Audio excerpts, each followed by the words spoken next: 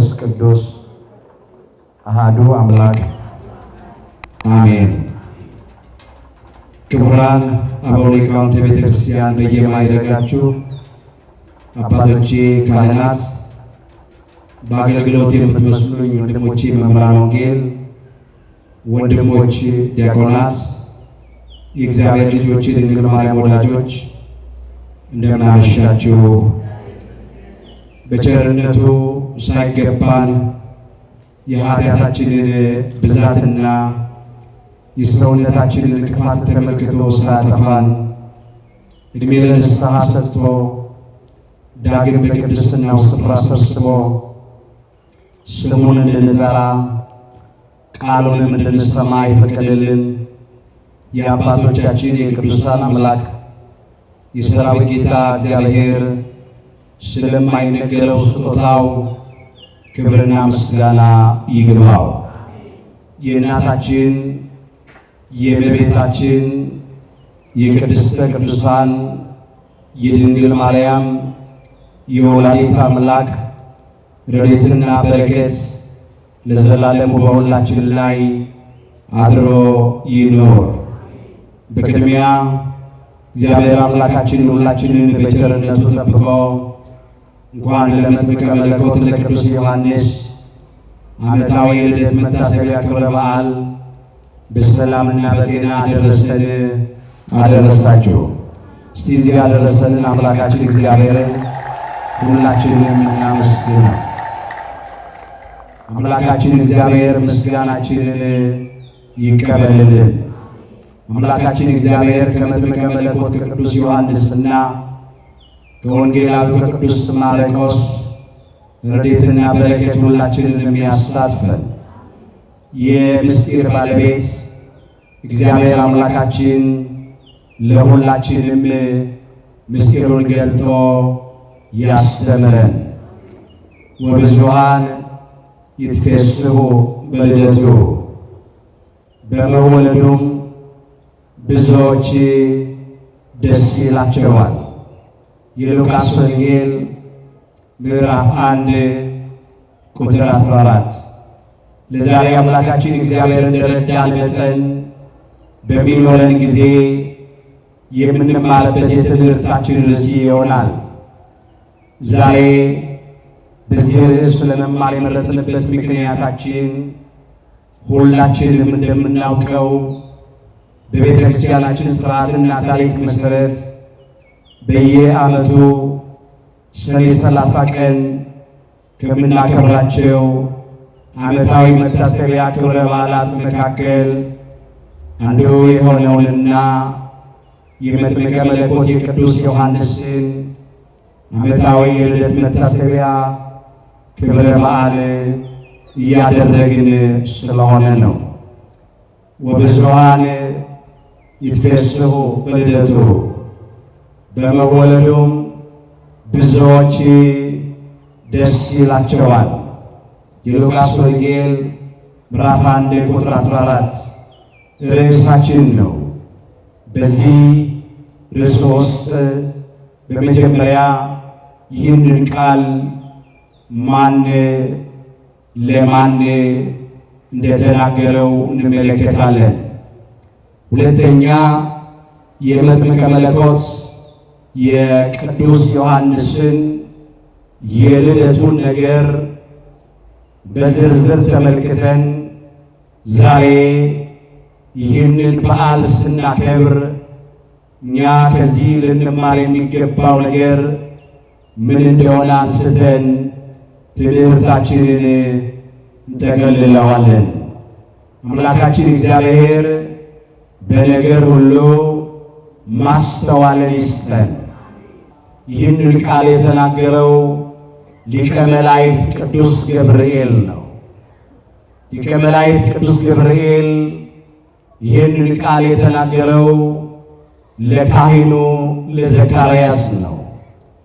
አባቶቻችን ነገር ከስሩ ውሃ ከጥሩ ይላሉና ለትምህርታችን የሆነን ዘንድ ከታሪኩ ክፍል ጥቂት ነገር ወደኋላ መለስ ብለን እናነሳለን።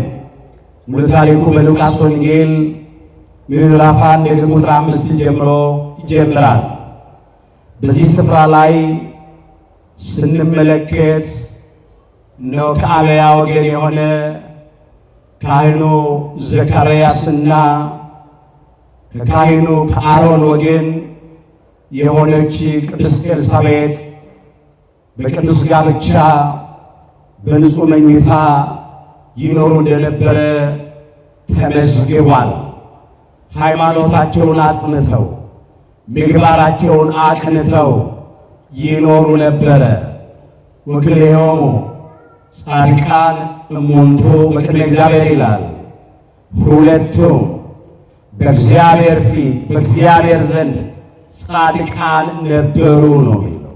የካህኑ የዘካርያስና የቅድስት ኤልሳቤጥ ጽድቅ በሰዎች ፊት ያለ ጽድቅ ብቻ አልነበረም። አፋዊ ውጫዊ ጽድቅ ብቻ አልነበረም። እነርሱ በእግዚአብሔር ፊት ጻድቃን ነበሩ። እግዚአብሔር የመሰከረላቸው ነበሩ። በእግዚአብሔር ፊት ሁለቱም ጻድቃን ነበሩ ይላል። በጌታ ሕግና ትእዛዝ ያለ ነውርና ያለ ነቀፋ ይኖሩ ነበረ ይላል። አስርቱን ትእዛዛት እየጠበቁ ለቃል ኪዳናቸው ታማኝ ሆነው ጋብቻቸው ቅዱስ፣ መኝታቸው ንጹሕ ነበረ።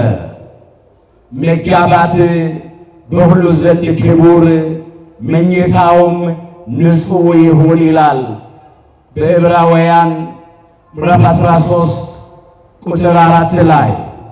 ጋብቻቸው ክቡር ቅዱስ ነበረ።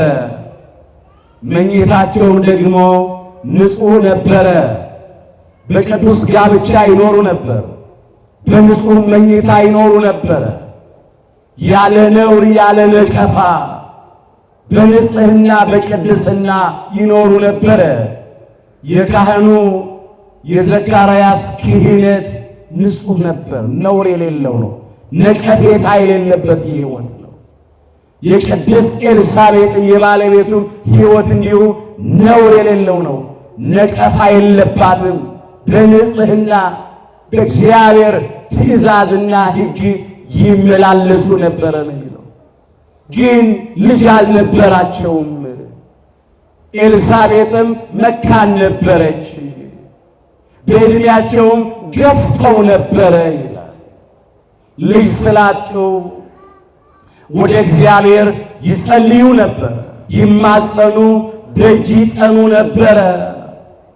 አምላካችን እግዚአብሔር ጸሎታቸውን ተቀብሎ ልጅ ይሰጣቸው ዘንድ ሊቀ መላእክት ቅዱስ ገብርኤልን ወደ ካህኑ ወደ ዘካርያስ ዘንድ ላከው ይላል። ቅዱስ ገብርኤል ከእግዚአብሔር ተልኮ እየበረረ ወደ ካህኑ ወደ ዘካርያስ መጣ። ካህኑ ዘካርያስ በሰሞኑ ወይም በተራው በቤተ መቅደስ በአገልግሎት ላይ እንደነበረ ታሪኩ ይናገራል። ካህኑ ዘካርያስ የእግዚአብሔርን መልአክ ሲያየው ፈራ፣ ደነገጠ። ሁልጊዜ የሰው ልጆች መላእክትን በክብር ሲያዩ ይፈራሉ፣ ይደነግጣሉ። ለቅዱሳን መላእክት ደግሞ ፍርሃትን አርቆ መናገር ልማድ ነው። ስለዚህም መልአኩ እንዲህ አለው ለካህኑ ለዘካርያስ፣ ኢትፍራ ዘካርያስ ስመናሁ ተሰማ ጸሎትከ ቅድመ እግዚአብሔር አለው።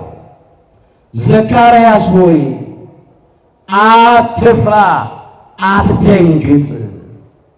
እነሆ ጸሎትህ በእግዚአብሔር ዘንድ ተሰምቷል። እግዚአብሔር ጸሎትህን ተቀብሎልሃል። ሚስት ኤልሳቤጥ ወንድ ልጅ ትወልድልሃለች፣ ስሙንም ዮሐንስ ትለዋለህ። ወይከውነከ ተስሕተ ወሐሴተ ተድላና ደስታ ይሆንልሃል። ወብዙኃን ይትፌስሑ በልደቱ በመወለዱም ብዙዎች ደስ ይላቸዋል። ለጊዜው ካህኑ ዘካርያስና ባለቤቱ ኤልሳቤጥ እግዚአብሔር ዘር ስለሰጣቸው ፍሬ ስላፈሩ ልጅ ስለወለዱ ስለሚወልዱ ይደሰታሉ አለ። ዘመዶቻቸው ጎረቤቶቻቸው ሁሉ ይደሰታሉ አለ። በዚያ ብቻ ግን የሚያቆም አይደለም። በመወለዱም ብዙዎች ደስ ይላቸዋል። አው የሰው ልጆች በሙሉ ደስ ይላቸዋል። ደስ ይበላችሁ፣ ደስ ብሎናል። ክብር ምስጋና ለአምላካችን ለእግዚአብሔር ይሁን። የመጥምቀ መለኮት የቅዱስ ዮሐንስ የመወለዱ ነገር ልደቱ ያስደሰተው አባቱና እናቱን ብቻ አይደለም፣ ዘመዶቹን ጎረቤቶቹን ብቻ አይደለም፣ እኛን የሰው ልጆች በሙሉ ያስደሰተ ነገር ነው። በመወለዱም ብዙዎች ደስ ይላቸዋል። ይመልእ ላዕሌሁ መንፈስ ቅዱስ እንከሰሙ ይላል። ከእናቱ ማኅፀን ጀምሮ መንፈስ ቅዱስ ያድርበታል ይሞላበታል ብሎ ሊቀ መላእክት ቅዱስ ገብርኤል ለካህኑ ለዘካርያስ ይህንን አበሰረው። የሚያሰክር መጠጥ የወይን ጠጅ አይጠጣም አለ። ብዙ ተናግሮለታል ስለ መጥምቀ መለኮት ስለ ቅዱስ ዮሐንስ። ያን ጊዜ ካህኑ ዘካርያስ ከመልአኩ ከቅዱስ ገብርኤል የሰማውን የምስራች ቃል የብስራት ቃል መቀበል ከበደው። ይህ እንዴት ይሆናል? ይህንን በምን አውቃለሁ? እኔ በእድሜ ገፍቻለሁ፣ አርጅቻለሁ፣ ሸምግያለሁ። ባለቤቴ ኤልሳቤጥም በእድሜዋ ገፍታለች። ከሴቶች የሚሆነው ሙቀትና ልምላሜ ተለይቷታል። አሁን በዚህ እድሜያችን እንዴት አድርገን እኛ ዘር ልንተካ ፍሬ ልናፈራ ልጅ ልንወልድ እንችላለን? አለ ካህኑ ዘካርያስ። ከኔ አብራክ ተከፍሎ በባለቤቴ በኤልሳቤጥ ማኅፀን ተጸንሶ አሁን ልጅ ሊወለድ ይችላል አለ። ከበደው። ያን ጊዜ ሊቀ መላእክት ቅዱስ ገብርኤል እንዲህ አለ፣ አነ ውእቱ ገብርኤል ዘእቀውም ቅድመ እግዚአብሔር አለ። እኔ በእግዚአብሔር ፊት የምቆመው ገብርኤል ነኝ አለ። የእግዚአብሔር ባለሟሉ ወዳጁ የእግዚአብሔር አገልጋዩ መልአክ ቅዱስ ገብርኤል ነኝ እንጂ የምነግርህ ሰይጣን አይደለሁም፣ የሐሰት ቃል አይደለም የምነግርህ። ከእኔ ከእግዚአብሔር መልአክ ከእኔ ከእግዚአብሔር ባለሟል የሚነገር የእውነት ቃል ነው አለ። እኔ ይህንን የምስራች አስደሳች ዜና እንድነግርህ እንዳበስርህ ከእግዚአብሔር ተልኬ ወደ አንተ መጥቻለሁ። ነገር ግን በጊዜው የሚሆነውን ነገር ስላላመንከኝ፣ ስለተጠራጠርክ፣ ልትቀበለኝ ስለከበደ እነሆ ይህ እስኪፈጸም ድረስ ዲዳ ትሆናለህ። ሊቀ መላእክት ቅዱስ ገብርኤል ከእግዚአብሔር ተልኮ ወደ ካህኑ ወደ ዘካርያስ የመጣው ለካህኑ ለዘካርያስ የምስራች በለው ተብሎ ነው። አስደሳቹን ዜና አብስረው ተብሎ ነው። ዘካርያስ ሆይ ጸሎት ተሰምቶልሃልና አትፍራ በለው። ሚስቴ ኤልሳቤጥ ወንድ ልጅ ትወልድልሃለች፣ ስሙንም ዮሐንስ ትለዋለህ። ተድላና ደስታም ይሆንልሃል፣ በመወለዱም ብዙዎች ደስ ይላቸዋል እያልክ አብስረው አስደስተው ነው የተባለ። ካህኑ ዘካርያስ ግን ከበደው፣ ተጠራጠረ። ስለዚህ ቅዱስ ገብርኤል ከእግዚአብሔር በተሰጠው ስልጣን ይህ እስኪፈጸም እስኪደርስ እስኪሆን ድረስ ካህኑ ዘካርያስን ዲዳ አድርጎት ሄደ። እግዚአብሔር መላእክት ማማለድ ብቻ አይደለም፣ ማማለድማ ቀላል ነገር፣ ቃላቸውን አልቀበል ስንጠራጠር እንዲህም ያለ ተግሳጽ ያሳያሉ። እግዚአብሔር ሲላክ ቅዱስ ገብርኤል ካህኑ ዘካርያስን ሂድና ዲዳ አድርገው ና አላለውም። እግዚአብሔር የምስራች በለው ነው፣ አስደሳች ዜና ነገረው ነው። ግን በስልጣኑ ካህኑ ዘካርያስ ስላልተቀበለው ዲዳ አድርጎ ተመለሰ ቅዱስ ገብርኤል። ከዚያም እንደዚህ ሆነ ይላል ታሪኩ። ካህኑ ዘካርያስ ከቅድስት ኤልሳቤጥ ደረሰ። በጊዜው መጥምቀ መለኮት ቅዱስ ዮሐንስ ተጸነሰ። ቅድስት ኤልሳቤጥም በጸነሰች ጊዜ እግዚአብሔር ነቀፌታዬን ሊያርቅልኝ ሊያስወግድልኝ አስቦኛልን ስትል 5 ወር ራሷን ሸሸገች ይላል። በዚህ በሉቃስ ወንጌል ምዕራፍ 1 ቁጥር 24 ጀምሮ መመልከት ትችላላችሁ። እግዚአብሔር ታሪኬን ሊለውጥ ነገሬን ሊገለብጥ ዘር ሊሰጠኝ ልጅ ሊያድለኝ ይሄን አድርጎልኛል ብላ ራሷን ሰወረች ይላል። መጥምቀ መለኮት ቅዱስ ዮሐንስ በፈቃደ እግዚአብሔር ከአባቱ ከካህኑ ከዘካርያስና ከእናቱ ከቅድስት ኤልሳቤጥ የተገኘ ልጅ ነው። ሃይማኖታቸውን በማጽናታቸው ምግባራቸውን በማቅናታቸው የእግዚአብሔርን ጊዜ በትዕግስት በመጠበቃቸው በጸሎት ደጅ በመጽናታቸው መጥምቀ መለኮት ቅዱስ ዮሐንስ ተጸነሰ። በተጸነሰ ጊዜ በ6 ወሩ ገና በእናቱ ማኅፀን ሳለ የቅድስተ ቅዱሳን የድንግል ማርያም የወላዲተ አምላክን የሰላምታዋን ድምፅ ሰምቶ ዘለለ ይላል። ቅድስተ ቅዱሳን ድንግል ማርያም ወላዲተ አምላክ ወደ ተራራማው አገር ወደነ ካህኑ ወደነ ዘካርያስና ወደነ ቅድስት ኤልሳቤጥ ዘንድ ሄደች ይላል። በሉቃስ ወንጌል ምዕራፍ 1 ከቁጥር 39 ጀምሮ ይህን ታሪክ መመልከት ትችላላችሁ። ለሶስት ነገር ትሄዳለች ቅድስተ ቅዱሳን ድንግል ማርያም ወላዲተ አምላክ።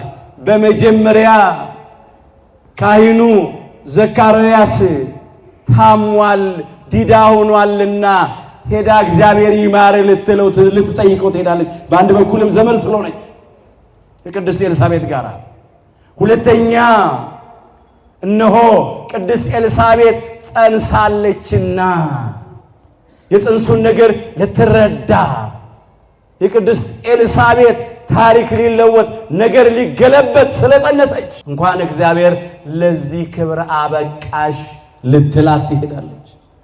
ሶስተኛ አስቀድማ በመልአኩ በቅዱስ ገብርኤል አንደበት ተመስግናለች። ቅድስተ ቅዱሳን ድንግል ማርያም ወላዲተ አምላክ ጸጋ የሞላብሽ ሆይ ደስ ይበልሽ እያለ አመስግኗታል። ጌታ ከአንቺ ጋር ነው፣ አንቺ ከሴቶች መካከል ተለይተሽ የተባረክሽ ነሽ፣ የማኅፀንሽም ፍሬ ቡሩክ ነው እያለ አመስግኗታል፣ አወድሷታል። አሁን ደግሞ በቅድስት ኤልሳቤጥ የምትመሰገን ናት። እንዲሁ ደግሞ በ6 ወሩ ጽንስ በመጥምቀ መለኮት በቅዱስ ዮሐንስም የምትመሰገን የምትወደስ ስለሆነች ስለዚህ ትሄዳለች። ሄዳ ቅድስት ኤልሳቤጥን ሰላም ላንቺ ይሁን፣ እንዴት አለሽ፣ ደህና ነሽ ወይ ብላ ትጠይቃታለች። ቅድስት ኤልሳቤጥ የቅድስተ ቅዱሳን የድንግል ማርያምን የሰላምታዋን ድምፅ በሰማች ጊዜ መንፈስ ቅዱስ አደረባት ይላል። አድሮባት የነበረ መንፈስ ቅዱስ እንድታመሰግን አደረጋት ሲል ነው። በቅድስት ኤልሳቤጥ ማኅፀን አድሮ የነበረውም ጽንስ በደስታ ዘለለ ይላል። አንፈራጸ እጓል በውስተ ከርሳ ይላል። በቅድስት ኤልሳቤጥ ማኅፀን አድሮ የነበረው የ6 ወሩ ጽንስ መጥምቀ መለኮት ቅዱስ ዮሐንስ እነሆ በደስታ ዘለለ ሰገደ። ክብር ምስጋና ለአምላካችን ለእግዚአብሔር ይሁን። በዚህ በሉቃስ ወንጌል ምዕራፍ 1 ከቁጥር 41 ጀምሮ ይህንን መመልከት ትችላላችሁ። ኤልሳቤጥም የማርያምን ሰላምታ በሰማች ጊዜ ጽንሱ በማኅፀኗ ውስጥ ዘለለ ነው የሚለው። ቅድስት ኤልሳቤጥም በታላቅ ድምፅ አሰምታ ተናገረች፣ እንዲህ አለች፣ አንቺ ከሴቶች መካከል ተለይተሽ የተባረክሽ ነሽ፣ መርገመ ሥጋ መርገመ ነፍስ የሌለብሽ፣ በረከተ ሥጋ በረከተ ነፍስን እያማለርሽ የምታሰጪ ነሽ። የማኅፀንሽን ፍሬ ቡሩክ ነው፣ መርገመ ሥጋ መርገመ ነፍስ የሌለበት፣ በረከተ ሥጋ በረከተ ነፍስ የሚያድል ነው አለች። ኖ የሰላምታሽ ድምፅ አለች በጆሮዬ በመጣ በገባ ጊዜ አለች፣ በማኅፀኔ ያለው ጽንስ በደስታ ዘሏልና አለች። አንፈራጸ እጓል በውስተ ከርሥየ በፍስሐ ወበሐሴት ነው ያለችው። አዎ በማኅፀኔ ያለው ጽንስ በደስታ ዘለለ ነው ያለችው። ክብር ምስጋና ለአምላካችን ለእግዚአብሔር ይሁን። ይሄንን አባቶቻችን ቅዱሳን ሐዋርያት በሲኖዶሳቸው አባታችን ሊቁ ቅዱስ ያሬድም ሰገደ ብለው ወስደውታል። መጥምቀ መለኮት ቅዱስ ዮሐንስ የ6 ወር ጽንስ በነበረ ጊዜ እነሆ መንፈስ ቅዱስ አደረበት ሞላበት። ምን ተብሎ ነበረ? ገና በእናቱ ማኅፀን ሳለ መንፈስ ቅዱስ ይሞላበታል፣ ያድርበታል። በሉቃስ ወንጌል ምዕራፍ 1 ቁጥር 15 ላይ የተመዘገበ ቃል ነው። ሊቀ መላእክት ቅዱስ ገብርኤል ለካህኑ ለዘካርያስ ሲያበስረው የተናገረው ቃል ነው። ገና በእናቱ ማኅፀን ሳለ መንፈስ ቅዱስ ይሞላበታል፣ ያድርበታል አለ። ስለዚህ መጥምቀ መለኮት ቅዱስ ዮሐንስ ምንም የ6 ወር ጽንስ ቢሆንም መንፈስ ቅዱስ ስላደረበት በደስታ ዘለለ ሰገደ። ለአምላካችን ለጌታችን ለመድኃኒታችን ለኢየሱስ ክርስቶስ ለዕለት ጽንስ በቅድስተ ቅዱሳን በድንግል ማርያም ማኅፀን አድሮ ለነበረው ጽንስ የአምልኮት ስግደት ሰገደለት። ጽንስ ለጽንስ ሰገደ። እስቲ በአይነ ህሊናችሁ አስተውላችሁ ተመልከቱ። ያን ጊዜ መጥምቀ መለኮት ቅዱስ ዮሐንስ በእናቱ በቅድስት ኤልሳቤጥ ማኅፀን የ6 ወር ጽንስ ነው። አምላካችን ጌታችን መድኃኒታችን ኢየሱስ ክርስቶስ ደግሞ በቅድስተ ቅዱሳን በድንግል ማርያም ማኅፀን የዕለት ጽንስ ነው። ጽንሱ የ6 ወሩ ጽንስ መጥምቀ መለኮት ቅዱስ ዮሐንስ መንፈስ ቅዱስ ገልጦለት መንፈስ ቅዱስ አድሮበት ለዕለት ጽንስ ለባሕሪ አምላክ ለአምላካችን ለጌታችን ለመድኃኒታችን ለኢየሱስ ክርስቶስ የአምልኮት ስግደት ሰገደለት። ክብር ይግባው መጥምቀ መለኮት ቅዱስ ዮሐንስ። የ6 ወር ጽንስ ምን ያውቃል የሚል ጥያቄ ሊነሳ ይችላል። እውነት ነው። እንደ ሰውኛው የ6 ወር ጽንስ ምንም አያውቅም። እንደ ሰውኛው ከባድ ነው። ግን ለሰው የማይቻለው ለእግዚአብሔር ይቻለዋል። ለእግዚአብሔር የሚሳነው ነገር የለምና መንፈስ ይላል የእግዚአብሔርን ጥልቅ ነገርስ እንኳ ሳይቀር ሁሉን ይመረምራል። መንፈስ ቅዱስ የእግዚአብሔርን ጥልቅ ነገርስ እንኳ ሳይቀር ሁሉን ይመረምራል። ለኛም እግዚአብሔር በመንፈሱ በኩል ገለጠው ይላል እዚህ አንደኛ ቆሮንቶስ ምዕራፍ 2 ቁጥር 10 ላይ እግዚአብሔር መንፈስ ቅዱስ የእግዚአብሔርን ጥልቅ ነገርስ እንኳ ሳይቀር ሁሉን ይመረምራል። ስለዚህ ለመጥምቀ መለኮት ለቅዱስ ዮሐንስ ለ6 ወሩ ጽንስ እግዚአብሔር በመንፈሱ በኩል ገለጠው።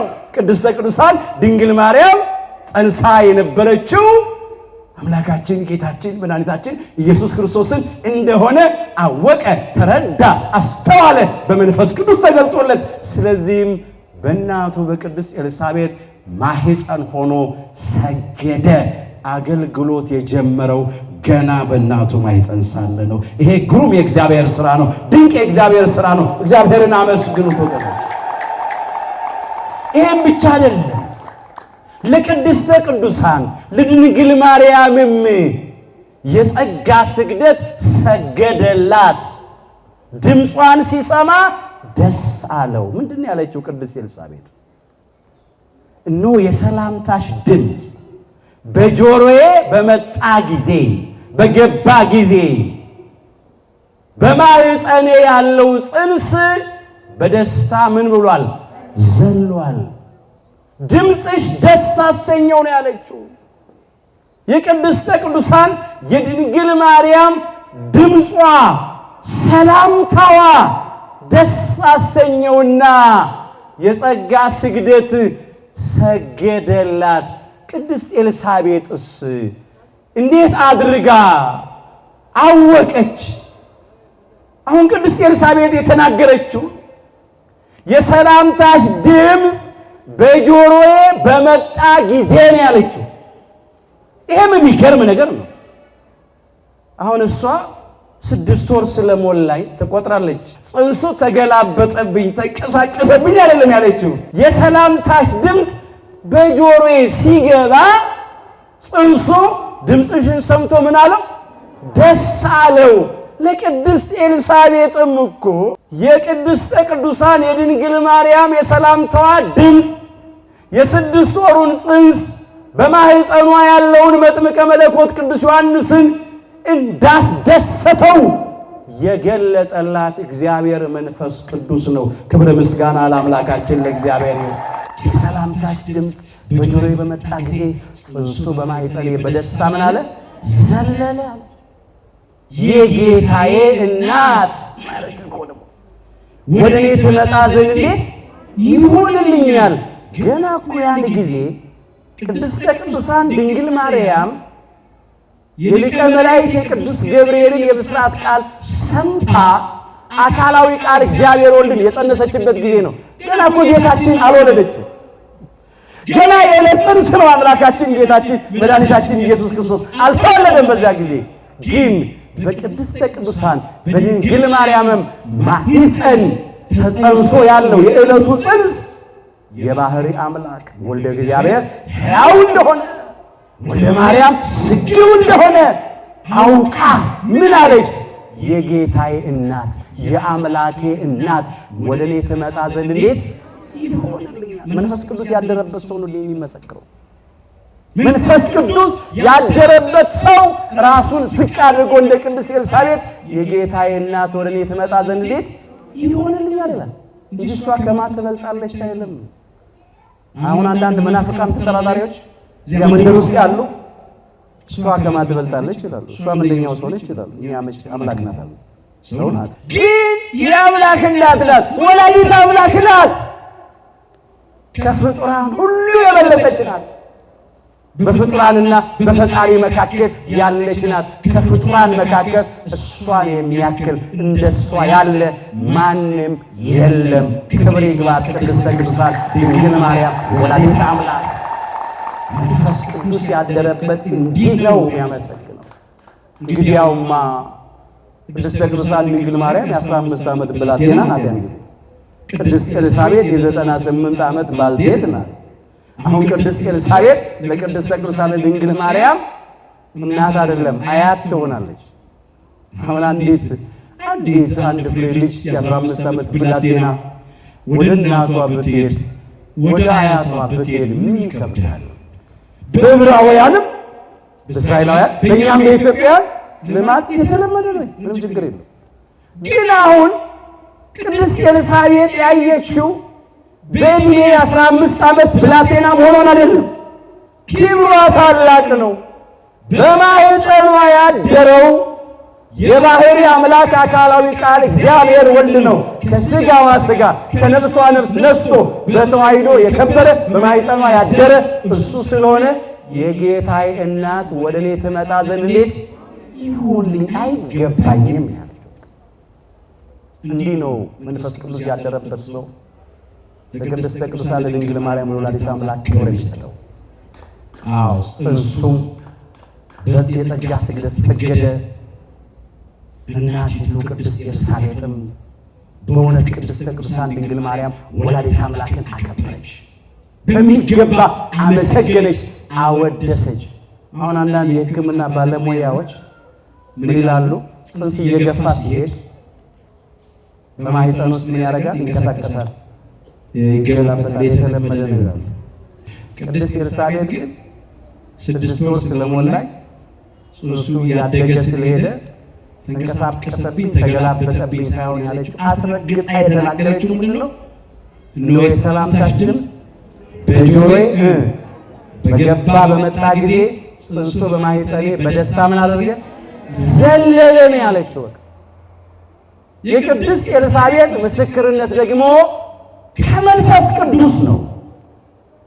እሷ የመሰከረችው የተናገረችው በመንፈስ ቅዱስ ተመርታ ተቃኝታ ነው፣ በራሷ አይደለም። ስለዚህ ከሰው ምስክርነት የማን ምስክርነት ይበልጣል? እግዚአብሔር ምስክርነት ይበልጣል። የመንፈስ ቅዱስ ምስክርነት ይበልጣል። በመንፈስ ቅዱስ ተቃኝታ ወይም ተመርታ አመሰገነች። የታደለው ጽንስም በእናቱ ማኅፀን ሆኖ ለአምላካችን ለጌታችን ለመድኃኒታችን ለኢየሱስ ክርስቶስ የአምልኮ ስግደት ሰገደ። ለቅድስት ቅዱሳን ለድንግል ማርያም ወላዲተ አምላክ የጸጋ ስግደት ሰገደ። ከዚያ ወደ ልደቱ ልሂድ። እነሆ መጥምቀ መለኮት ቅዱስ ዮሐንስ በሰኔ 30 ቀን ከዛሬ 2017 ዓመት በፊት ከቅድስት ኤልሳቤጥ ተወለደ። ክብር ምስጋና ለአምላካችን ለእግዚአብሔር ይሁን። የሉቃስ ወንጌል ምዕራፍ 1 ቁጥር 17 ጀምሮ እንመልከት። የኤልሳቤጥም የመውለጇ ጊዜ ደረሰ፣ ወንድ ልጅም ወለደች። ጎረቤቶቿም ዘመዶቿም ጌታ ምሕረቱን እንዳገነነላት ሰምተው ከእርሷ ጋራ ደስ አላቸው። ከእርሷ ጋራ ምን አላቸው? ደስ አላቸው። ምን አልን? ወብዙኃን ይትፌስሑ በልደቱ፣ በመወለዱ ብዙዎች ደስ ይላቸዋል። ካህኑ ዘካርያስና ቅድስት ኤልሳቤጥ ደስ አላቸው። ዘመዶቿ ይሄን ሰምተው አይተው ደስ አላቸው። ጎረቤቶቿ ሙሉ ደስ አላቸው። ጌታ እግዚአብሔር ምሕረቱን እንዳገነነላት አይተዋል። አዎ ኤልሳቤጥ መካን እንደሆነች አልቀረችም። ኤልሳቤጥ ጸንሳለች። ኤልሳቤጥ ወልዳለች። ያውም መጥምቀ መለኮት ቅዱስ ዮሐንስን ወልዳለች። ክብር ምስጋና ለአምላካችን ለእግዚአብሔር። ልጆች የእግዚአብሔር ስጦታዎች ናቸው፣ የሆድም ፍሬ የእርሱ ዋጋ ነው ይላል መዝሙር 126 ቁጥር 3 ላይ። እውነት ነው። ልጆች የእግዚአብሔር ስጦታዎች ናቸው፣ የሆድም ፍሬ የእርሱ ዋጋ ነው። ከአባት አብራክ ተከፍሎ በእናት ማኅፀን ተጸንሶ እንዲወለድ የሚያደርግ ልጅ የሚሰጥ ዘር ፍሬ የሚሰጥ እግዚአብሔር ነው። ካህኑ ዘካርያስና ቅድስት ኤልሳቤጥ ልጅ አልነበራቸው። በዕድሜያቸው በጣም ገፍተዋል። ኤልሳቤጥ ትሰደብ ነበር፣ ትነቀፍ ነበረ። ድንጋይ እየተባለች በቅሎ እየተባለች በቅሎ ብትወለድ እንጂ አትወልድም። እሷንም እንዲህ ይሏት ነበረ። ደግሞ በብሉይ ኪዳን ልጅ አለመውለድ፣ ዘር አለመተካት፣ ፍሬ አለማፍራት አንዱ የኃጢአት ምልክት ነበር በሴቶች ላይ። ትዝ አትላችሁ? ያቺ የሳኦል ልጅ ሜልኮል የዳዊት ባለቤት ክቡር ዳዊት በአምላካችን በእግዚአብሔር በቃል ኪዳኑ ታቦት ፊት ለፊት ለእግዚአብሔር ክብር ከዙፋኑ ወርዶ ልብሰ መንግሥቱን አውልቆ ሲዘምር ሲያመሰግን ሲሰግድ አይታው በመስኮት እየተመለከተች ናቀችው። ያንተ ንጉሥ አይደለ እንዴት ክብርህን አትጠብቅም አለችው። በእግዚአብሔር የቃል ኪዳን ታቦት ፊት መስገድ፣ መዘመር፣ ማመስገን ውርደት መስሏት ምን አለ ክቡር ዳዊት? እኔ ለአምላኬ ለእግዚአብሔር ክብር እዘምራለሁ፣ አመሰግናለሁ፣ ራሴን በእግዚአብሔር በቃል ኪዳኑ ታቦት ፊት እንዲህ አድርጌ አዋርዳለሁ። ክብሬ አምላኬ እግዚአብሔር ነው፣ ሞገሴ አምላኬ እግዚአብሔር ነው። አንቺንና አንቺን በሚመስሉ እናውቃለሁ፣ በአምላኬ በእግዚአብሔር ዘንድ ግን እከብራለሁ አላት። ሜልኮል ዳዊትን በመናቋ የእግዚአብሔርን የቃል ኪዳን ታቦት በመናቋ እስከ ሞተችበት ቀን ድረስ ልጅ አልወለደችም። ማኅፀኗን እግዚአብሔር ዘጋ። እዚህ ሁለተኛ ሳሙኤል ምዕራፍ 6 ከቁጥር 23 ላይ መመልከት ትችላላችሁ። የሳኦልም ልጅ ሜልኮል እስከ ሞተችበት ቀን ድረስ ልጅ አልወለደችም። አሁን እስከ ፍጻሜ የሌለው እስከ ነው። እስከ ሞተችበት ቀን ድረስ ልጅ አልወለደችም ማለት መቼስ ከሞተች በኋላ ልጅ ወለደች ለማለት አይደለም። ሳትወልድ ማኅፀኗ እንደተዘጋ ሞተች ነው። ለምን? የእግዚአብሔርን የቃል ኪዳን ታቦት ስለናቀች። እጅግ ያሳዝናል። አንዳንድ ሜልኮሎች አሉ ዛሬ በእግዚአብሔር በቃል ኪዳን ታቦት ፊት ስንሰግድ፣ ስንዘምር፣ እግዚአብሔርን ስናመሰግን፣ እግዚአብሔርን በቤተ መቅደሱ በቃል ኪዳኑ ታቦት ፊት ደጅ ስንቀና የሚንቁ ሰዎች አሉ። ያልታደሉ ወይ ባለስልጣኖች ስለሆኑ በስልጣናቸው ተመክተው፣ ወይ ባለጸጎች ስለሆኑ በገንዘባቸው ተመክተው፣ ወይ ባለ ዕውቀቶች ስለሆኑ 2 እና 3 ዲግሪ ስላላቸው፣ ወይም ዝነኞች፣ ስመጥሮች፣ ታዋቂዎች ስለሆኑ በዝናቸው፣ በስመጥርነታቸው፣ በታዋቂነታቸው ታበየው፣ ተመክተው፣ ተኩራርተው ግን ያ ባዶ ነው። ሰው ያለ እግዚአብሔር ምን አለው? እስትንፋሱ በአፍንጫው ያለበትን ሰው ተዉት ይላል። እሱ ስለምን ይቆጠራል? ትንቢተ ኢሳይያስ ምዕራፍ 2 ቁጥር 22 እዚች ጋር በትያዝ እኮ ነገሩ ያበቃል። ጉንፋን ይበቃል አይደል? ምን አቅም አለ ደግሞ ተስተባሪ ሸክሞች አሉ። ግን አንቻልም። ሜልኮል አሁን የንጉሥ ሚስት ስለሆነች፣ ንግሥት ስለሆነች፣ የንጉሡ የዳዊት ባለቤት ስለሆነች ደግሞ በአንድ በኩልም የንጉሡ የሳኦል ምንድን ነች? ልጅ ናት እና ትመካለች። በቃና በቃል ኪዳን ታቦት ፊት ለእግዚአብሔር ክብር ምስጋና ማቅረብ፣ ዝማሬ ማቅረብን እንደ ውርደት ቆጠረችው። ለዚህ ናቀችው። እግዚአብሔርም ናቃት። ያከበሩኝን አከብራለሁ፣ የናቁኝም ይናቃሉ ይላል እግዚአብሔር። አንደኛ ሳሙኤል ምዕራፍ 2 ቁጥር 30 ላይ ናቃት፣ ማኅፀኗን ዘጋ። ቅድስት ኤልሳቤጥና ካህኑ ዘካርያስ ግን ልጅ ሳይወልዱ ዘር ሳይተኩ ፍሬ ሳያፈሩ ረዥም ዓመት የቆዩት በኃጢአት ምክንያት አይደለም። ለምን?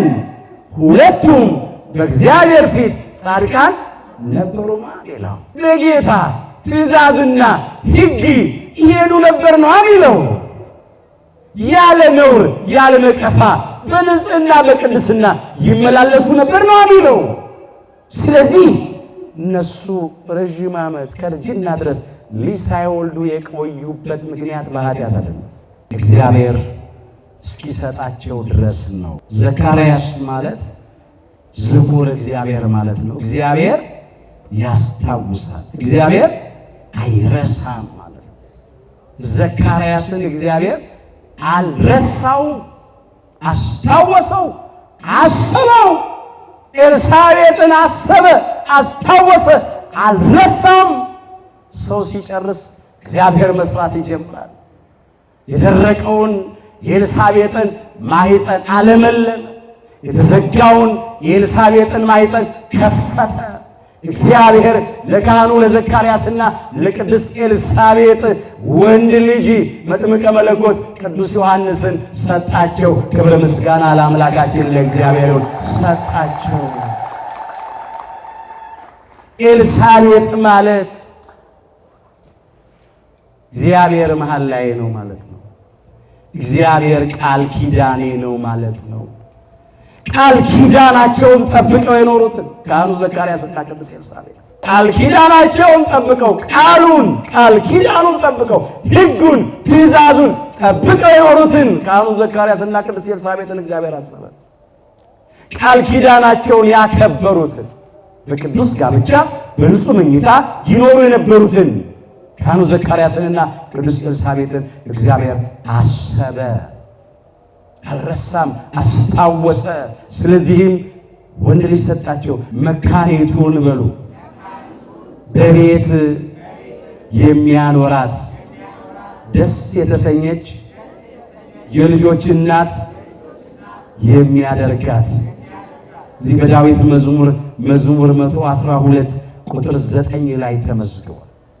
መካኒቱን እንደ ቅድስት ኤልሳቤጥ ያለችው በቤት የሚያኖራት በእውነት ደስ የሚያሰኛት የተዘጋ ማኅፀኗን ከፍቶ የደረቀ ማኅፀኗን አለምልሞ በስተርጅና ልጅ ሰጥቶ ደስ የሚያሰኝ እግዚአብሔር እኮ ነው። ክብር ምስጋና ለአምላካችን ለእግዚአብሔር ይሁን። ጌታ ምሕረቱን እንዳገነነላት ሰምተዋልና አይተዋልና ከእርሷ ጋር ደስ አላቸው እኮ ነው። ደስ አላቸው። የሚያስደስት ነገር ነው። ከዚያም እንደዚህ ሆነ ይላል።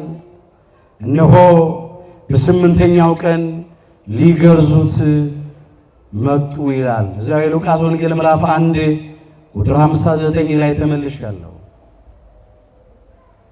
ሌሎቹን ወደ ቤተ ግዝረት ይወስዷቸዋል። በኦሪቱ ሕግ መሰረት በስምንተኛው ቀን ወንድ ልጅ ይገረዝ ተብሎ ስለታዘዘ ማለት ነው። መጥምቀ መለኮት ቅዱስ ዮሐንስን ግን ሊገርዙት ወደሱ መጡ ነው የሚለው። ይዘውት ሄዱ አይልም። ለምን? የሊቀ ካህናት ልጅ ነውና አክብረውት መጡ።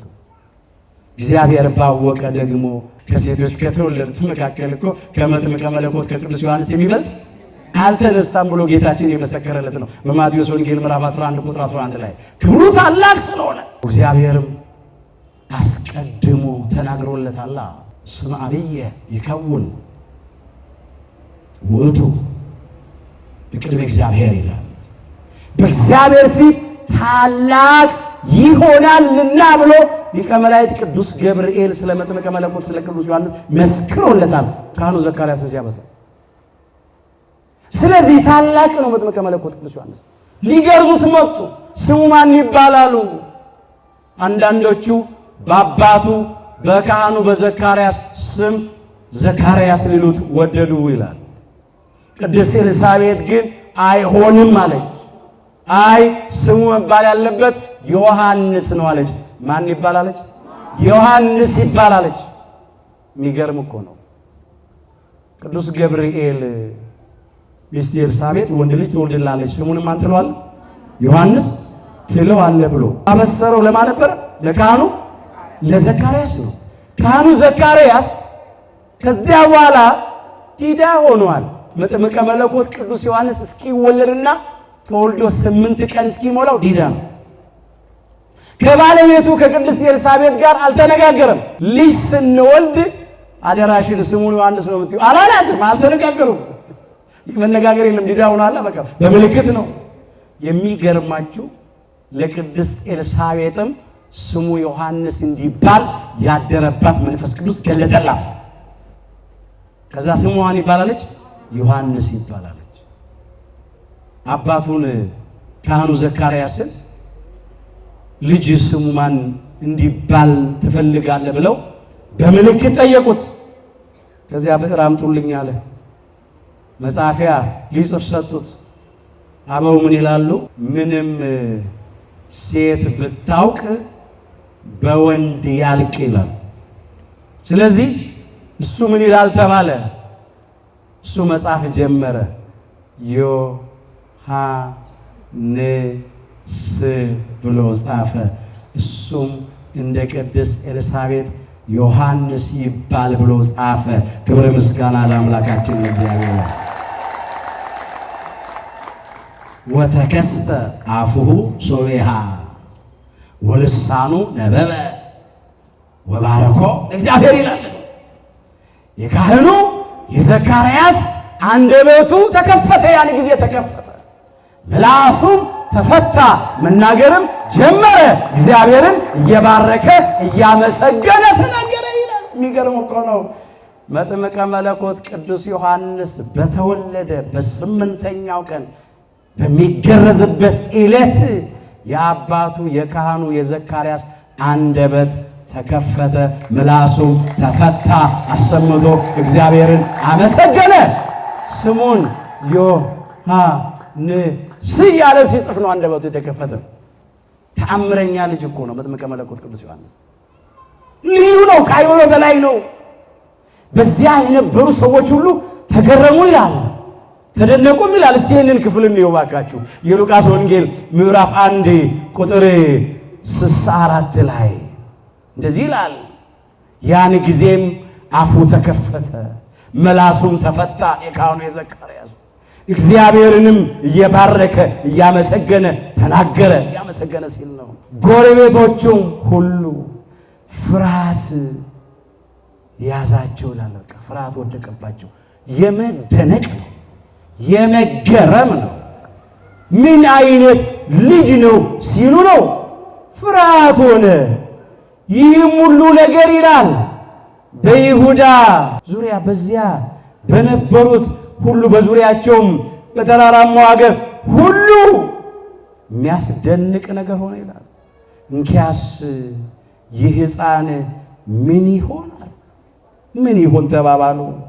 እነሆ በልባቸው ይህ ምን ይሆን የጌታ እጅ በእርሱ ላይ ነበረችና ከእርሱ ጋር ነበረችና እግዚአብሔር ኃይል ከእሱ ጋር ነበረና ምን ይሆን ብለው በልባቸው አኖሩት። እየተገረሙ እየተደነቁ ምን ይሆን የሕፃን ነገር? ምን አይነት ልጅ ይሆን? ምናልባትም እንደ ሊቀ ነቢያት እንደ ሙሴ ጠላት ይገድል፣ ባህር ይከፍል፣ ደመና ይጋርድ፣ መና ያወርድ፣ ከአለት ከጭንጫ ከድንጋይ ላይ ውሃ ያፈልቅ ይሆናል። ምናልባትም እንደ ነቢዩ እንደ ኢያሱ ወልደ ነዌ በረድ ያዘንም ፀሐይ ያቆም ይሆን? ምናልባትም እንደ ጌዲዮን ጠምር ይዘረጋ ጠል ያወርድ ይሆን? ምናልባትስ እንደ ነቢዩ እንደ ቅዱስ ኤልያስ ሰማይን ይዘጋ ዝናም ያዘንብ እሳት ያወርድ ይሆን? ምን አይነት ልጅ ይሆን ይሄ ልጅ? በመጀመሪያ የተገኘው በስተርጅና ነው። እንደ ሰውኛው አልቋል እኮ ተዘግቷል። አሁን ከዚያ በኋላ ለቅድስት ኤልሳቤጥ መጽነስና መውለድ እንደ ሰውኛው አይቻልም። ያንን ሲያዩ ነው በስተርጅና የተወለደ ልጅ ስለሆነ ተደንቀዋል። የመጀመሪያ ያስደንቃቸው ሰው። ሌላው ደግሞ የአባቱ የካህኑ የዘካርያስ አንደበት ስሙን እየጻፈ ስሙን ሲጠራ ነው የተከፈተው፣ መላሱ የተፈታው። እንዴት ነው ይሄን ሲጽፍና ስሙ ሲጠራ አንደበቱ የተከፈተው? ይሄ ሕፃን ምን ይሆናል? ተደንቁ።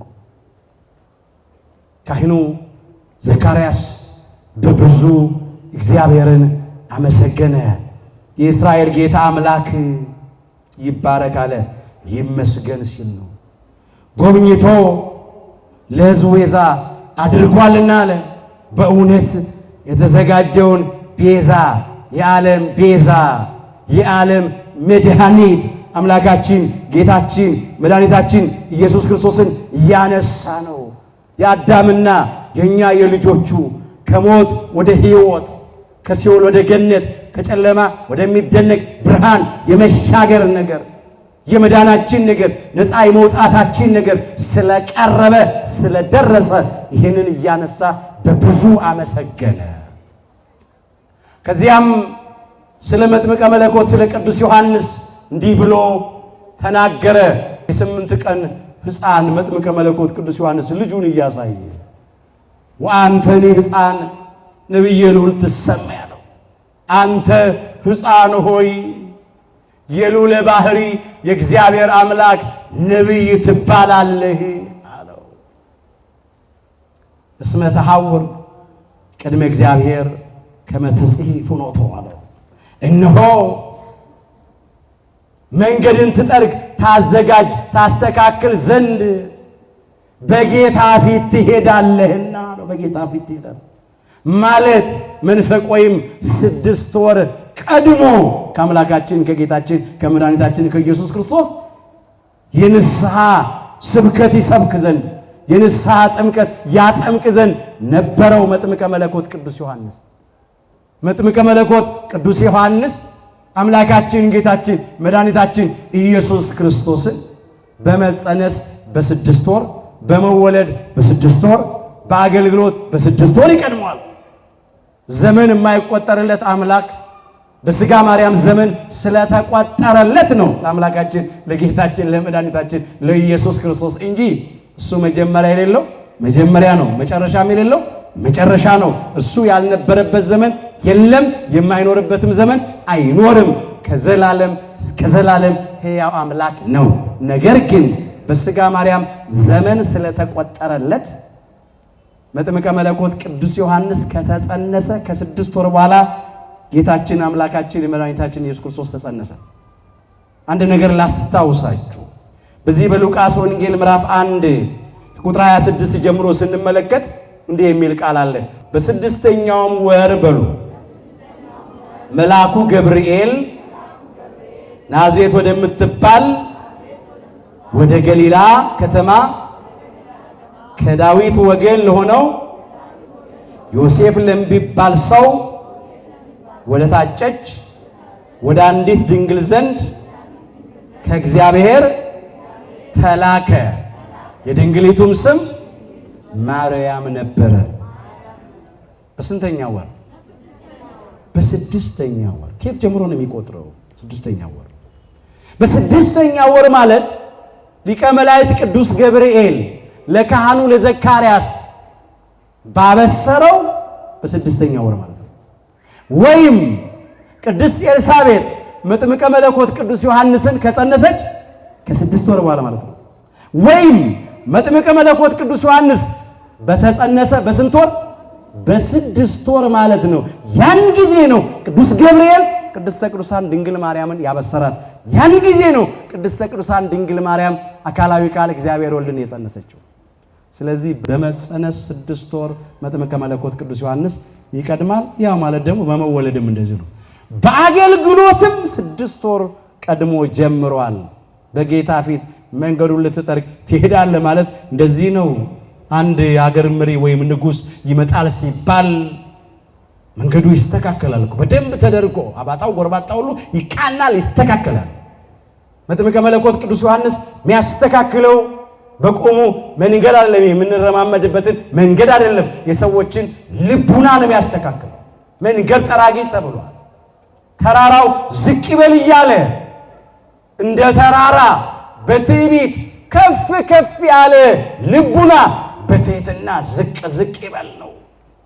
ጎባጣው ይቃናል እያለ በበደል በኃጢአት የጎበጠ ሕይወት በጽድቅ በንስሐ እንዲቃና ስርጓጉጡ ሜዳ ይሁን እያለ እንዲስተካከል እንዲደላደል ጎዶሎ ሸለቆ ደግሞ ይሙላ እያለ በጥርጥር ጎዶሎ የሆነ በሁለት ልብ የሚያነክስ ፍጹም እምነት ሙሉ እምነት ያዝ እያለ ይሄን ማለት ነው የጌታ መንገድ ጠራጊ ስለተባለ ለብዙዎች የመዳን ምክንያት ስለሆነ እንዲህ ይለዋል። እዚህ የሉቃስ ወንጌል ምዕራፍ 1 ቁጥር 76 ጀምሮ እንመልከት። አንተ ሕፃን ሆይ የልዑል ነቢይ ትባላለህ፣ መንገዱን ልትጠርግ በጌታ ፊት ትሄዳለህና እንዲሁም የኃጢአታቸው ስርየት የሆነውን የመዳን ዕውቀት ለሕዝቡ ትሰጣለህ አለው። የኃጢአታቸው ስርየት የሆነውን የመዳን ዕውቀት ለሕዝቡ ትሰጣለህ። የመዳን ዕውቀት የኃጢአታችን ስርየት የሆነው መድኃኔ ዓለም ኢየሱስ ክርስቶስ ነው። መጥምቀ መለኮት ቅዱስ ዮሐንስ እንዲህ እያለ የመሰከረለት ነዋ በግዑ ለእግዚአብሔር ዘያትት ወያሴስል ኃጢአተ ዓለም ነው ያለው። የዓለምን ኃጢአት የሚያስተሰርይና የሚያስወግድ የእግዚአብሔር በግ እነሆ ይለዋል የዮሐንስ ወንጌል ምዕራፍ 1 ቁጥር 29 ላይ የኃጢአታቸው ስርየት የሆነውን የመዳን ዕውቀት ለሕዝቡ ትሰጣለህ ተብሎ ተነግሮለታል። ይህም ይላል ከላይ ከሰማይ ከአርያም የመጣ ብርሃን፣ ከብርሃን የተገኘ ብርሃን፣ አንቀጸ ብርሃን ተብላ ከምትጠራዋ የብርሃን በር የብርሃን መውጫ ከምትባለው ከአማናዊቷ ምስራቅ ከቅድስተ ቅዱሳን ከድንግል ማርያም ተወልዶ የተገለጠው ብርሃን፣ የጽድቅ ብርሃን፣ የሕይወት ብርሃን፣ የትንሣኤ ብርሃን፣ የነጻነት ብርሃን፣ ለዘወትር የሚያበራ ብርሃን፣ የማይጠፋ ብርሃን፣ ጠፈር ደፈር የማይከለክለው ጨለማ ያላሸነፈው የማያሸንፈው የዘላለም ብርሃን አምላካችን ጌታችን መድኃኒታችን ኢየሱስ ክርስቶስ ነው። ከላይ የመጣ ብርሃን አለ። ውእቱ ብርሃኑ ለዓለም እንዳለ የዓለም ብርሃን እኔ ነኝ እንዳለ የዮሐንስ ወንጌል ምዕራፍ 8 ቁጥር 12 ላይ የዓለም ብርሃን እሱ በጨለማ ውስጥ ለምንኖር ለኛ በኃጢአት ጨለማ ውስጥ ለነበርነው ለኛ የጽድቅ ብርሃን ወጣ ተገለጠ። በሞት ጨለማ ውስጥ ለነበርነው ለኛ የሕይወት ብርሃን ወጣ ተገለጠ። በመቃብር ጨለማ ተይዘን ለነበርነው ለኛ የትንሣኤ ብርሃን ወጣ ተገለጠ ተወለደ። በሲኦል ጨለማ በሞት ጥላ አገር ተውጠን ለነበርነው የነጻነት ብርሃን አምላካችን ጌታችን መድኃኒታችን ኢየሱስ ክርስቶስ ወጣ ተገለጠ መጣ ተወለደ። በጨለማው ገዢ በዲያብሎስና በሰራዊቱ አገዛዝ ተይዘን ለነበርነው ለኛ እውነተኛው ብርሃን ከቅድስተ ቅዱሳን ከድንግል ማርያም ከአማናዊቷ ምስራቅ ተወልዶ ተገለጠ። እመብርሃን ብርሃን ኢየሱስ ክርስቶስን ወልዳ ሰጠችን። ክብር ይግባት ድንግል ማርያም ወላዲተ አምላክ።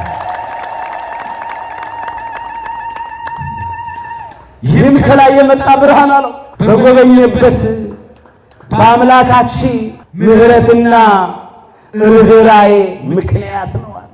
ብርሃኑም አለ በጨለማና በሞት ጥላ ተቀምጠው ላሉት ያበራል፣ እግሮቻችንንም በሰላም መንገድ ያቀናል ብሎ ካህኑ ዘካርያስ ስለ አምላካችን ስለ ጌታችን ስለ መድኃኒታችን ስለ ኢየሱስ ክርስቶስ አስረግጦ መሰከረ። ሕፃኑም አደገ፣ በመንፈስም ጠነከረ። ለእስራኤልም እስከታየበት ቀን ድረስ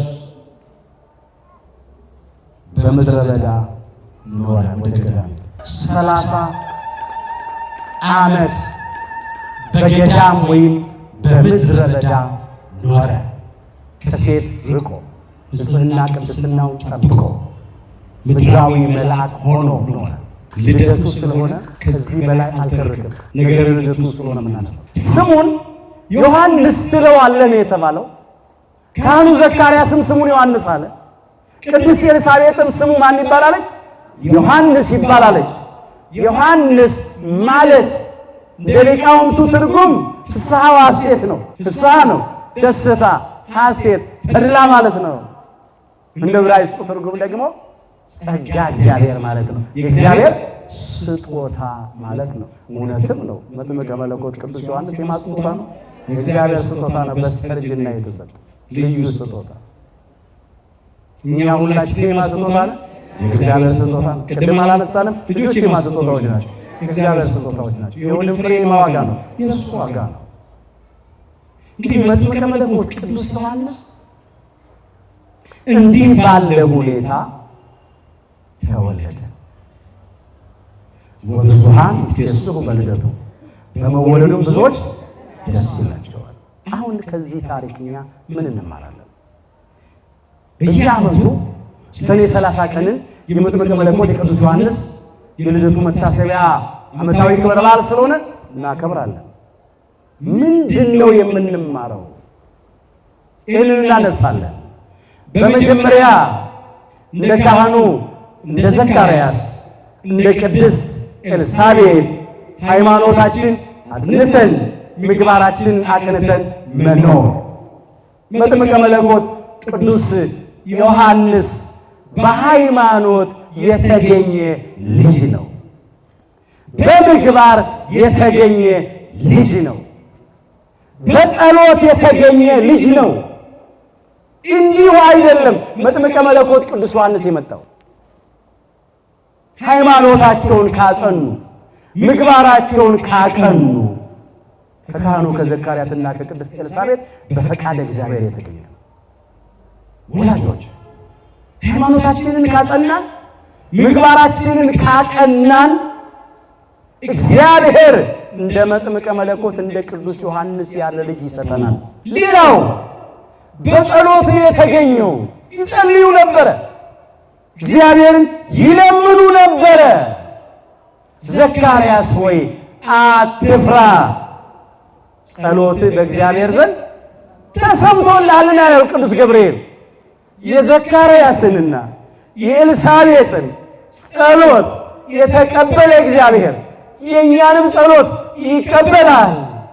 አምናችሁ በጸሎት የምትለምኑትን ሁሉ ትቀበላላችሁ ነው የሚለው። አንጠራጠር፣ በእውነት ልብ አናነክስ፣ እንደ ገበጤ ላይ አንወላውል፣ ነፋስ እንደሚወዘውዘው ሸንበቆ ወዲህና ወዲህ አንወዝወዝ። በዚህ በማቴዎስ ወንጌል ምዕራፍ 21 ቁጥር 22 ተመዝግቧል። አምናችሁ በጸሎት የምትለምኑትን ሁሉ ትቀበላላችሁ ይሰጣል እግዚአብሔር። ካህኑ ዘካርያስና ቅድስት ኤልሳቤጥ እግዚአብሔርን ለመኑ፣ ጸለዩ። እግዚአብሔር የለመኑትን የማይነሳ አምላክ ነው። የነገሩትን የማይረሳ አምላክ ነው። በእግዚአብሔር አምኖ ያፈረ ሰው የለም። ከእግዚአብሔርም ለምኖ ያልተቀበለ ሰው የለም። እግዚአብሔር የለመነውን ብቻ አይደለም ከለመነው በላይ ይሰጠናል። የምናስበውን ብቻ አይደለም ከምናስበው ይልቅ እጅግ አብልጦ ይሰጠናል።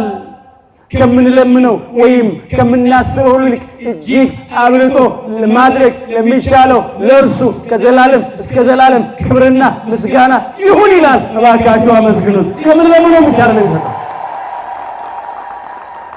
ቅዱስ ጳውሎስ በኤፌሶን መልእክቱ ምዕራፍ 3 ቁጥር 20 ላይ መዝግቦታል። ይገርማል።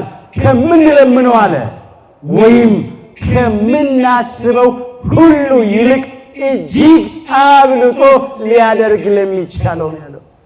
የኛ አምላክ የለመነውን ብቻ አይደለም ይሰጣል፣ ከለመነው በላይ ይሰጣል። የሚጠቅምን የሚበጀን ይሁን ብቻ፣ እንደ ፈቃዱ የሆነ ልመና ይሁን ብቻ።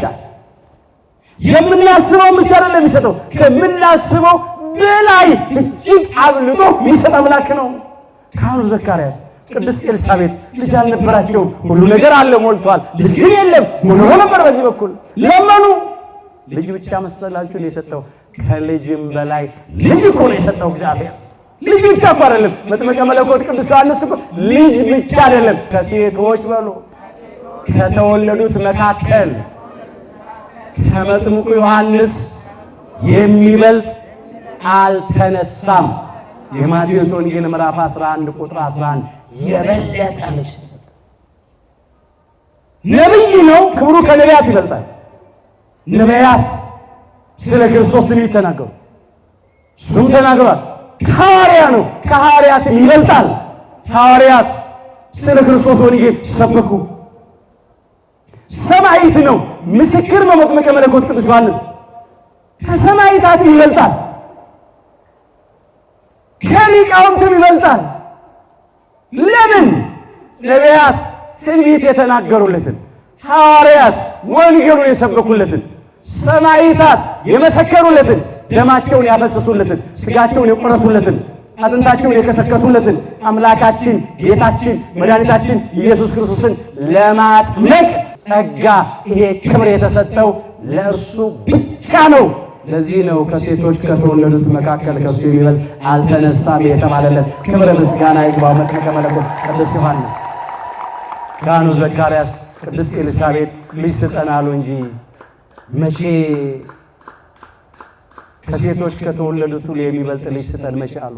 አላሉም እኮ ልጅ ስጠን ብቻ ነው ያሉት። ቅድስት ኤልሳቤጥ ታሪኬን ለውጥ፣ ነገሬን ገልብጥ፣ ነቀፌታዬን አስወግድ፣ ስድቤን አርቅ ነው ያለችው። ትሰደብ ትነቀፍ ስለነበር እግዚአብሔር ግን ሲሰጣቸው የበለጠ ልጅ ሰጠ።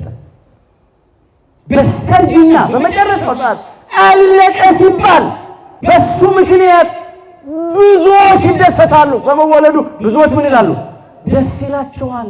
ለጊዜው የቤተሰብ የዘመድ የጎረቤት ደስታ ሆነ። የኛ የሁላችንም ደግሞ ደስታ ነው። ብዙዎችን ከኃጢአት ስራ ወደ ጽድቅ ስራ፣ ከአምልኮተ ጣዖት ወደ አምልኮተ እግዚአብሔር፣ ከጨለማ ስራ ወደ ብርሃን ስራ፣ ከርኩሰት ወደ ቅድስና የመለሰ ነው። ለብዙ ሰዎች መዳን ምክንያት ሆኗል። ምንድን ነበር ያለችው ቅድስት ኤልሳቤጥ መጥምቀ መለኮት ቅዱስ ዮሐንስ በጸነሰችው ጊዜ? እግዚአብሔር አስቦኛል፣ ነቀፌታዬንም አስወግዶልኛል ነበር ያለችው። የእናቱን ነቀፌታ ያስወገደ ልጅ ነው። ለጊዜው አትወልድም የምትባል በቅሎ እየተባለች የምትነቀፍ የምትሰደብ የነበረችው ኤልሳቤጥ እሱም በመጽነሷና ኋላም በመውለዷ ነቀፌታዋ፣ ስድቧ ራቀ፣ ተወገደ። ግን መቼ የእሷን ነቀፌታ ብቻ አስወገደ መሰላቸው? የብዙ ሰዎችን ነቀፌታ አስወገደ። በኃጢአት በበደል ምክንያት ነውር የነበረባቸውን ነቀፌታ የነበረባቸውን ያንን የኃጢአት ሥራ የሥጋ ሥራ ከሕይወታቸው በንስሐ እንዲያርቁ የንስሐ ስብከት እየሰበከ የንስሐ ጥምቀት እያጠመቀ ብዙዎችን አዳነ። ብዙዎች ወደ ምድር ዓለም ወደ ኢየሱስ ክርስቶስ እንዲመጡ ምክንያት ሆነ። ለምን? የኃጢአታቸው ስርየት የሆነውን የመዳን ዕውቀት ለሕዝቡ ትሰጣለህ ስለተባለ የብዙ ሰዎች ነቀፌታ በሱ ምክንያት ርቋል። ዛሬም በመጥምቀ መለኮት በቅዱስ ዮሐንስ ቃል ኪዳንና አማላጅነት የሁላችንም ነቀፌታና ኃጢአት፣ በደል፣ ርኩሰት፣ ነውር አምላካችን እግዚአብሔር ያርቅልን፣ ያስወግድልን። ነቀፌታቸው ራቀ፣ ነቀፌታቸው ተወገደ። ቅድስት ኤልሳቤጥ መጥምቀ መለኮት ቅዱስ ዮሐንስን ወለደች። ዛሬ ወላጆቼ የወለዳቻቸው ልጆች ምን አይነት ልጆች ናቸው? እስቲ እንጠይቅ። ምን አይነት ልጆች ወልዳችኋል? ዛሬም እንደ ካህኑ እንደ ዘካርያስ እንደ ቅድስት ኤልሳቤጥ እግዚአብሔር የተባረከ ዘር መልካም ፍሬ እንዲሰጠን አምላካችን እግዚአብሔርን እንለምነው። ባካችሁ እናቶቼ ማኅፀኔን እንደ መጥምቀ መለኮት እንደ ቅዱስ ዮሐንስ ያለ ጽንስ አሳድርበት በሉ። የመጥምቀ መለኮት የቅዱስ ዮሐንስ መወለዱ ለብዙዎች ደስታ ሆነ። በትምህርቱ፣ በትንቢቱ፣ በአገልግሎቱ ብዙዎች የሚጠቀሙ የሚድኑ ናቸውና እንኳን በሕይወተ ሥጋ በዚህ ምድር በሚመላለስበት ጊዜ ቀርቶ በሥጋ ካረፈ ሩጫውን ከጨረሰ በሰማዕትነት መስዋዕት ሆኖ ከቀረበ በኋላ እንኳን በቃል ኪዳኑ ስንቶቻችን ተደስተናል። ስሙን ጠርተን መታሰቢያውን አድርገን ዛሬ እየተጠቀምን ነው። በጸበሉ እየተጠመቅን እምነቱን እየተቀላባን እየዳንን ነው። እንኳን ያኔ አሁን እንኳን እሱ በአጸደ ነፍስ ሆኖ በሱ ምክንያት ብዙዎቻችን እየተደሰትን በቃል ኪዳኑ ተማምነን ብዙዎች መድኃኒት የለውም ከተባለው ደዌ በሽታ ተፈውሰዋል፣ ተደርጎላቸዋል፣ ተደርጎልናል። ክብረ ምስጋና ለመጥምቀ መለኮት ለቅዱስ ዮሐንስ ይሁን። እግዚአብሔር በሰጠው ቃል ኪዳን የታደለ ፍሬ ነው። ወላጆች የታደለ ፍሬ የሚገኘው የተባረከ ዘር የሚገኘው ከተባረከ ሕይወት ነው። በእውነት ሃይማኖታችን አጥንተን ምግባራችን አቅንተን ስንኖር በቅዱስ ጋብቻ በንጹህ መኝታ ስንኖር በጸሎት ወደ እግዚአብሔር ስንተጋ ያን ጊዜ እግዚአብሔር መልካም ዘር ይሰጣል፣ የተቀደሰ ፍሬ ያድላል። እንዲሁ ግን አይመጣም። ያልተዘራው አይበቅልምና የሚበቅለው የተዘራው ነው። ካህኑ ዘካርያስ ቅድስት ኤልሳቤጥ የዘሩትን ያጨዱት፣ ሁለቱም በእግዚአብሔር ፊት ጻድቃን ነበሩ። ይሄ ነው እኮ ዘሩ፣ ጽድቅ ነው እኮ። ጽድቅ የዘራ ሕይወት ሰላም ነው የሚያጭደው፣ እረፍት ክብር ነው፣ ደስታ ነው የሚያጭደው። ኃጢአት እየዘራን ክብር፣ ደስታ፣ እረፍት፣ ጸጥታ ልናጭድ አንችልም። ኃጢአትን የሚዘራ መከራን ያጭዳል ይላል ምሳሌ 22 ቁጥር 8 ላይ። ኃጢአትን እንዘራለን፣ መከራን እናጭዳለን። ዛሬም ቢሆን የመጥምቀ መለኮት የቅዱስ ዮሐንስ መወለድ ብዙዎችን አስደሰተ፣ ዛሬም ያስደስተናል። መታሰቢያውን ስናደርግ በቃል ኪዳኑ ስንተማመን። የአንዳንዶች መወለድ ግን ብዙዎችን ያስለቅሳል። ጻድቃን በበዙ ጊዜ ይበሉ ሕዝብ ደስ ይለዋል። ኃጥአን በሰለጠኑ ጊዜ ግን ሕዝብ ያለቅሳል። መጽሐፈ ምሳሌ ምዕራፍ 29 ቁጥር 2 ላይ የተመዘገበ አይደል? ጻድቃን እንደ መጥምቀ መለኮት እንደ ቅዱስ ዮሐንስ ያሉት የእግዚአብሔር ባለሟሎች ወዳጆች በበዙ ጊዜ ሕዝብ ደስ ይለዋል። የጻድቃን ብዛት የሕዝብ ደስታ ነው። የሕዝብ ሰላም፣ እረፍት፣ ጸጥታ ነው። ኃጥአን፣ አመፀኞች፣ በደለኞች፣ እግዚአብሔርን ማይፈሩ ሰውን የማያፍሩ በበዙ ጊዜ ግን ሕዝብ ያለቅሳል። አሁን እየሳቅን ነው። እንደ ዓለም እንደ ሀገራችን እንደ ኢትዮጵያ እየተደሰትን ነው። ወጥቶ ለመግባት ስጋት አይደለም። በጠራራ ፀሐይ የብዙ ንጹሃን ደም እየፈሰሰ አይደለም። ከከተማ ወጥቶ ተመልሶ በሰላም ለመግባት እርግጠኞች አይደለንም። ሁላችን እያለቀስን ነው፣ እየሰጋን እየተጨነቅን ነው። እግዚአብሔር በቃችሁ ይበለን። ለአመፀኞች ለክፉዎች እግዚአብሔር ልቡን አይስጥልን። እግዚአብሔርን የማይፈሩ ሰውን የማያፍሩ ጨካኞች በንጹሃን ደም የሚታጠቡ ሰዎች አሉ። ኃጥአን በሰለጠኑ ጊዜ ከፍ ከፍ ባሉ ጊዜ ሕዝብ ያለቅሳል። እያለቀስን ነው። አምላካችን እግዚአብሔር እንባችንን ያብስልን፣ ሐዘናችንን ለደስታ ልቅሷችንን ለሳቅ ይቀይርልን፣ የቆረጥነውን ተስፋችንን ይቀጥልልን። አይዟችሁ፣ የዘገየ ቢመስልም እግዚአብሔር ይመጣል። ተስፋ አትቁረጡ። አልቋል፣ አክትሟል፣ ተደምድሟል፣ አብቅቷል አትበሉ። ይመጣል እግዚአብሔር። ወደ ካህኑ ወደ ዘካርያስ ወደ ቅድስት ኤልሳቤጥ የመጣ ነቀፌታቸውን ያስወገደ በስተርጅና የተባረከ ፍሬ ልጅ የሰጠ አምላክ ለእኛም ይደርሳል። ትዳር መስርታችሁ ዘር መተካት ፍሬ ማፍራት ያቃታችሁ፣ ነቀፌታ ስድብ ያለባችሁ፣ በቃ አትወልዱም የተባላችሁ ወይ እንደ ካህኑ እንደ ዘካርያስ እንደ ቅድስት ኤልሳቤጥ እድሜያችሁ ገፍቶ ወይም በተለያዩ የጤንነት ችግር ታማችሁ በቃ አትወልዱም ተብላችሁ የሕክምና ባለሙያዎች ተስፋ ያስቆርጣችሁ ሰዎች እግዚአብሔር ፈቃዱ ከሆነ ከመሸም በኋላ በስተርጅና ይሰጣል። በትዕግስት ጠብቁት። ለትዳራችሁ ታመኑ፣ ቃል ኪዳናችሁን ጠብቁ። እግዚአብሔር ይደርሳል። የካህኑ የዘካርያስንና የቅድስት ኤልሳቤጥን ትዕግስት አስቡ። በእድሜም በጣም ገፍተው አርጅተው ካህኑ ዘካርያስ ሌላ ሴት ጋር ሄጄ እስቲ ዘር ልተካ ፍሬ ላፍራ አላለ። ወይም ቅድስት ኤልሳቤጥም ሌላ ቦታ ሊዳ አላለችም። ጠበቁ። ዝም ብሎ የእግዚአብሔርን ጊዜ ጠበቁ። የእኛ አምላክ ሲነሳ የዘገየ ቢመስልም ሲደርስ የሚቀድመው የለም። መጣ፣ በስተርጅና መጣ። ውድ ስጦታ፣ ልዩ ስጦታ ሰጠ። መጨረሻ ላይ የሚገኘው ደግሞ እንደዚህ አይነት ስጦታ ነው። ስለዚህ መታገስ፣ መጠበቅ ያስፈልጋል። የታደለ ጽንስ በእናቱ ማህፀን ጀምሮ አምልኮት፣ አገልግሎት፣ ምስጋናን ጀምሯል። ያልታደሉ ደግሞ ተወልደው አድገውም እንኳን ብዙ የሚያስቆጥረው ብዙ ፊደል ቆጥረው ማመስገን ተቸግረዋል። የስድስት ወር ጽንስ መጥምቀ መለኮት ቅዱስ ዮሐንስ ለዕለት ጽንስ ለአምላካችን ለጌታችን ለመድኃኒታችን ለኢየሱስ ክርስቶስ የአምልኮ ስግደት ሰገደ። የስድስት ወር ጽንስ በእድሜ የገፉ ብዙ ፊደል ቆጥረናል፣ ብዙ የዓለሙን ቀለም ቆጥረናል፣ ተምረናል፣ እናውቃለን የሚሉ ሰዎች ግን አምላካቸውን አያውቁም። የሚያሳዝን ነው። ሀለወተ እግዚአብሔርን የካዱ አሉ፣ እግዚአብሔር የለም የሚሉ አሉ።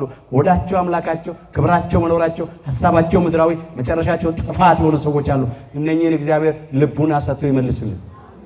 ምናልባት ፊደል ቆጥረዋል፣ 2-3 ዲግሪ አለን ይላሉ፣ ግን ሃይማኖት የላቸው፣ እግዚአብሔርን አያመልኩም። ያሳዝናሉ። የስድስት ወር ጽንስ ይበልጣቸዋል። መናፍቃን ተጠራጣሪዎች ብዙ ዕድሜ ያስቆጥረው ቅድስተ ቅዱሳን ድንግል ማርያም ስሟ ሲጠራ ማመስገን ማወደስ የጸጋ ስግደት ለሷ መስገድ ይከብዳቸዋል። እንዴት ይላሉ? የስድስት ወር ጽንስ መጥምቀ መለኮት ቅዱስ ዮሐንስ ግን ድምጿን ሲሰማ ምን አለው? ደስ አለው። የጸጋ ስግደት ሰገደላት። ምን አለች ቅድስተ ቅዱሳን ድንግል ማርያም? ከዛሬ ጀምሮ ትውልድ ሁሉ ብፅዕት ይሉኛል። የሉቃስ ወንጌል ምዕራፍ 1 ቁጥር 48 ላይ ከሰማያውያን መላእክት መካከል ከሊቀ መላእክት ከቅዱስ ገብርኤል ተምረን እናመሰግናታለን። እሱን ያስተማረን እሷ ማመስገን ማወደስ ከእግዚአብሔር የተላከ ሁሉ እንደ ቅዱስ ገብርኤል ያመሰግናታል። ከምድራውያን የሰው ልጆች መካከል መንፈስ ቅዱስ ያደረባት ቅድስት ኤልሳቤጥ አስተምራናለች። አንቺ ከሴቶች መካከል ተለይተሽ የተባረክሽ ነሽ፣ የማኅፀንሽም ፍሬ ቡሩክ ነው። ከሰው ልጆች መካከል ከ6 ወሩ ጽንስ ከመጥምቀ መለኮት ከቅዱስ ዮሐንስ ተምረናል። ድምጿን ሲሰማ ደስ ብሎት ዘሏል፣ ሰግዷል። ስሟ ሲጠራ ደስ ይለናል። እናወድሳታለን፣ እናመሰግናታለን፣ ከፍ ከፍ እናደርጋታለን። እንደ አባታችን እንደ አባ ሕርያቆስ በቅዳሴ ማርያም፣ እንደ አባታችን እንደ ቅዱስ ኤፍሬም በውዳሴ ማርያም፣ እንደ አባታችን እንደ አባ ጊዮርጊስ ዘጋስጫ በሳይታት፣ እንደ አባታችን እንደ አባ ጽጌ ድንግል በማህሌት፣ እንደ ታላቁ ሊቅ እንደ ጡዕመ ልሳን ኢንዝሪያ ለቤተ ክርስቲያን ፍልፍል ማህሌት ተብሎ እንደሚጠራው እንደ ማህሌታዊው እንደ ኢትዮጵያዊው እንደ ቅዱስ ያሬድ ደግሞ በዝማሬ በሚንችለው ሁሉ እናመሰግናታለን፣ እናወድሳታለን። እሷ በቅዱስ ገብርኤል አንደበት ከተመሰገነች በኋላ በቅድስት ኤልሳቤጥ ከተመሰገነች በኋላ የ6 ወሩ ጽንስ መጥምቀ መለኮት ቅዱስ ዮሐንስ ካመሰገናት በኋላ ከዛሬ ጀምሮ ትውልድ ሁሉ ብፅዕት ይሉኛል አለች። ትውልደ ሴም፣ ትውልደ ካም፣ ትውልደ ያፌት ሁሉ ያመሰግኑኛል፣ ያወድሱኛል ብላ ተናግራለች። እኛም እናወድሳታለን። ከዚህ ምስጋና ሁላችንንም አይለየን። ከ6 ወሩ ጽንስ ይህንን እንማራለን። ንገሯቸው። አሁን ብዙ እናውቃለን ለሚሉ መጻሕፍት አንብበናል ለሚሉ ንገሯቸው። የ6 ወሩ ጽንስ እንኳን ድምፅ ሰምቶ ደስ ብሎታል። እናንተ ከሱ ታንሳላችሁ ወይ?